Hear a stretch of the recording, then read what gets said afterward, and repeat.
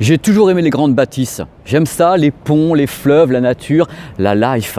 Bonjour, bienvenue sur PP World. Je suis très heureux de vous offrir un petit billet d'humeur en même temps un petit peu technique, très léger. On va faire ça ensemble, vous allez voir, ça va être super cool. On va parler du Sony LDAC. Mais avant de parler du Sony LDAC et ce qu'est ce Sony LDAC, il faut qu'on repose les bases de quelque chose que j'aime bien, le Bluetooth. Le Bluetooth. Alors c'est tout simple, le Bluetooth, comme je vous l'ai dit 15 000 fois, j'espère que le Bluetooth est limité en débit à 330, 340, 350 kbps par seconde, ce qui n'est pas beaucoup. Donc quand on balance de l'audio en Bluetooth, eh bien l'audio c'est soit un signal MP3 de base, soit mais si vous balancez autre chose, bah, c'est compressé pour qu'il y ait un peu le débit du MP3. On n'y peut rien, le Bluetooth il est comme ça actuellement, avant que le 5.0 se pointe. Mais alors Sony s'est dit, ah bah oui mais nous, Sony on aime l'audio, on aime le son, on n'aimerait pas que le Bluetooth soit comme ça limité, il faut qu'on trouve une solution pour que le Bluetooth soit meilleur. Et ils ont inventé le Sony LDAC. Alors le LDAC est à la fois un algorithme de compression, donc un algorithme de compression, et à la fois une autre façon d'envoyer du Bluetooth.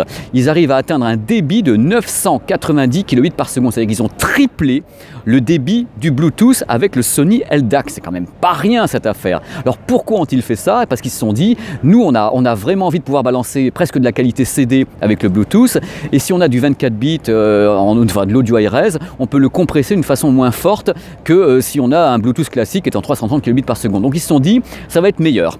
Alors là, vous me dites, c'est génial sur le papier, le Sony LDAC, mais alors, je vais vous dire des trucs qui vont moins vous plaire déjà. Il faut savoir que le Sony LDAC appartient à, tous en cœur, à Sony, et c'est utilisé sur les matériels, allez on applaudit tous en cœur, uniquement sur les matériels Sony. Donc si vous voulez, si vous n'avez pas tous les matos compatibles Sony LDAC, vous n'aurez jamais le résultat d'une sorte de son de très haute qualité en Bluetooth. Alors on résume, pour avoir donc toute la chaîne Sony LDAC correct, super, vous avez par exemple un smartphone Xperia qui serait compatible LDAC.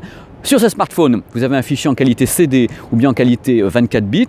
De l'autre côté, il faut avoir un casque ou bien une enceinte ou bien un ampli home cinéma Sony qui soit également compatible LDAC. Et dans ce cas-là uniquement, vous allez avoir un signal audio de haute qualité en Bluetooth. Si vous n'avez pas le casque, l'ampli home cinéma ou bien l'enceinte LDAC, et si vous n'avez pas à la base le Xperia ou autre en LDAC, et si vous n'avez pas de fichier en qualité CD ou 24 bits, eh bien tout le système LDAC tombe à l'eau. C'est quand même beaucoup de contraintes.